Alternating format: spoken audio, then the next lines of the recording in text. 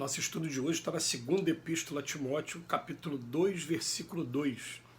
E o que de mim, diante de muitas testemunhas, ouviste, confio a homens fiéis, que sejam idôneos para também ensinarem a outros. Emmanuel vem falar na lição 87 do livro Pão Nosso, pondera sempre. Os discípulos do Evangelho, do Espiritismo cristão, muitas vezes evidenciam e sofreavam entusiasmo, ansiosos de estender a fé renovadora, contagiosa e ardente. No entanto, semelhante movimentação mental exige grande cuidado, não só porque assombro e admiração não significam elevação interior, como também porque é indispensável conhecer a qualidade do terreno espiritual a que se vai transmitir o poder do conhecimento. Claro que não nos reportamos aqui ao ato de semeadura geral, da verdade reveladora, nem a manifestação da bondade fraterna que traduz em nossas obrigações naturais da ação do bem. Encarecemos sim a necessidade de cada irmão governar o patrimônio de dádivas espirituais recebidas do plano superior, a fim de não relegar valores celestiais ao menosprezo da maldade e da ignorância. Distribuamos a luz do amor com os nossos companheiros de jornada. Todavia, defendamos o nosso íntimo santuário contra as arremetidas das trevas. Lembremos de que o próprio Mestre reservava lições diferentes para as massas populares e para a pequena comunidade dos aprendizes. Não se fez acompanhar por todos os discípulos na transfiguração do Tabor.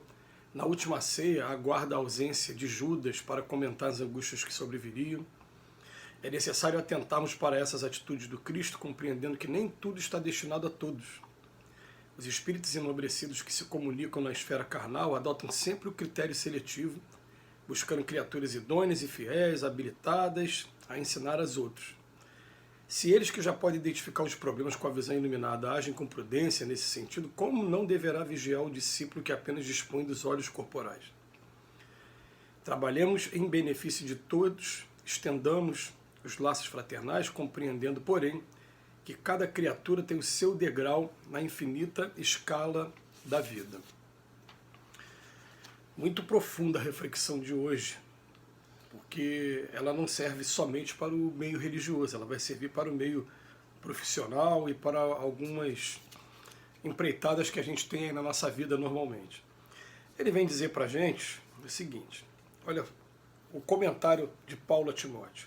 Tudo que você aprendeu de mim, na frente de outras testemunhas, confie também somente a homens fiéis. Como é que a gente vai achar um homem fiel aqui? O que vai traduzir um homem fiel? Ele vem chamar a atenção para a gente no início, vem dizer para a gente, olha, vamos começar a entender o seguinte, né? Entusiasmo e admiração não significam elevação interior. Então, muitas das vezes, né, aquela pessoa ainda cheia de problemas, como somos todos nós ainda, a gente começa a ler o Evangelho, começa a se entusiasmar, começa a ler a doutrina espírita, mas a gente sabe as chagas que nós temos, inclusive com o convite diário que a doutrina espírita vai fazendo a cada um de nós, através do autoconhecimento, a gente vai tendo ciência assim, de quais são já as nossas conquistas e o quanto a gente ainda precisa aprender ainda, acabar com os nossos vícios, né, acabar com a nossa preguiça, esse problema todo, em vez de poder ser realmente um trabalhador do Cristo em todos os sentidos. Mas o que ele vem falando aqui para a gente é o seguinte, Paulo estava naquele momento fundando os primeiros movimentos cristãos, que na verdade são esses movimentos que possibilitaram a gente nos dias de hoje ter acesso ao Evangelho e ter o Cristo perto da gente. Então ele está tomando cuidado de falar o seguinte, dentro de uma assembleia, dentro de um grupo, a gente precisa sim procurar conhecer melhor quem são as pessoas que estão convivendo com a gente para saber quais são as pessoas que a gente pode estar passando algumas atribuições. Por isso que eu estou falando, tanto no campo do trabalho como no campo familiar também, mas principalmente ele está falando aqui no campo religioso. Ele está falando no campo religioso que vai ter um ingrediente a mais, né, que significa alguma iluminação espiritual. Os espíritos dizem que não existe ninguém perfeito aqui na Terra, tudo bem. Mas eles não cansam de afirmar para a gente que eles querem aquelas pessoas que têm vontade de melhorar, que estão com determinação de melhorar. Eles sabem que a melhora não chega de uma hora para outra, que a natureza não dá salto. Então não interessa o degrau que você esteja. Mas se você, além de entusiasmado, de assombrado, como ele diz aqui, com o que você está estudando, você também está determinado a mudar, eles vêm investindo na gente com toda a paciência, até porque eles para chegar onde eles estão, ele também teve alguém que teve paciência com eles também. Então eles começam a ajudar a gente de maneira carinhosa, inclusive, né, quando a gente fala assim, os mentores da casa, usa esse nome, mentores, né? É um nome muito peculiar no meio da doutrina espírita. O que é que são? São os espíritos trabalhadores da casa. Eles acabam fazendo um laço de amizade com a gente também, porque a gente está indo para lá para trabalhar, para, né, fazer uma aliança, um trabalho em parceria. Então eles acabam sendo nossos amigos também em todos os momentos da nossa vida. Mas aí vem um momento que Emmanuel, para poder deixar mais claro o que Paulo está dizendo, ele fala, já se deu conta de que o próprio mestre teve alguns momentos em que ele estava sempre junto apenas de Pedro, Tiago e João. E depois a gente entende por quê. Porque Pedro e Tiago foram os dois que ficaram na casa do caminho, lá no Ato dos Apóstolos, né? o cristianismo primitivo. E João, o apóstolo do amor, que era o mais novinho, acabou sendo o último a morrer também na ilha de Patmos, também divulgando muita coisa também. Quer dizer, teve atenção a esses três. Por que não se fala aqui em Tomé, não se fala aqui em Judas Iscariotes, Judas, por que não fala nos dois Judas? Por que não fala em outros apóstolos? Né? Até mesmo em Mateus não se fala. Porque Jesus teve aquela visão ali, falou, peraí, Pedro é uma pessoa que vai se determinar mais. Então, isso vale a pena, sim, a gente começar a fazer essa análise, mas como é que a gente vai fazer, então? A gente chama uma determinada pessoa para nos ajudar, enquanto essa pessoa está nos ajudando, a gente procura observar como é que é a desenvoltura dela e se ela precisa de ajuda também, de orientação nossa. E a gente vai procurando deixar a pessoa trabalhar, né? Se a pessoa não está cumprindo aquilo da maneira correta, a gente procura chegar para auxiliar, para somar também, e vai vendo se a pessoa realmente tem gente que demonstra naturalmente um espírito de liderança, um espírito de iniciativa e, acima de tudo, o que é mais importante, boa vontade e iniciativa. Eu falo nos meus trabalhos, tanto profissional como musical, né? O musical também é profissional, né?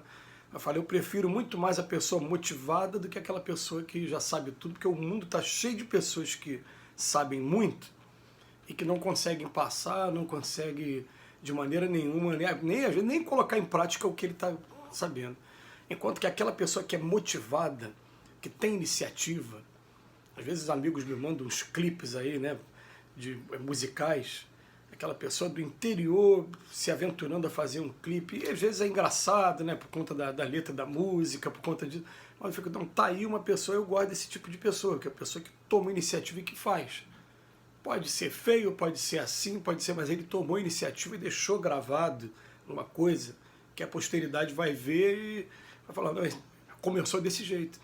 Aí daqui a pouco, nas próximas encarnações, ele está fazendo aí grandes vídeos, grandes, né, arranjos musicais, e vai, de repente, lembrar depois no currículo espiritual que ele começou com esses vídeos que hoje a gente fica rindo aí, às vezes, né, brincando, aí, né, dizendo que a música é brega, que a música é isso, que a música é aquilo. Mas, levando para o ambiente religioso, a gente vai ter sempre um grupinho, né, seleto de pessoas que realmente se dedicam. E, por exemplo, eu tomo como referência aqui o Centro Espírita Leon Denis, que a gente conheceu um pouquinho do Centro Espírita Leon Denis, e é um centro espírita que tem uma frequência muito grande com relação às demais casas do Estado, do movimento espírita aqui do Brasil, né? Tem um movimento muito grande de pessoas.